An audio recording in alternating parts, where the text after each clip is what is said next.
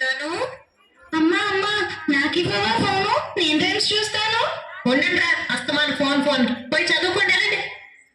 అమ్మా ఇస్తాను.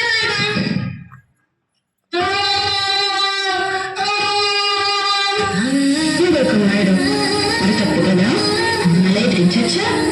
అమ్మ చెప్పేది కూడా మీ మంచి కోసమే కదా. అమ్మ నాన్న దేవుడితో సమానం. మరి వీళ్ళమ్మకి సారీ చెప్పండి. సారీ అమ్మా.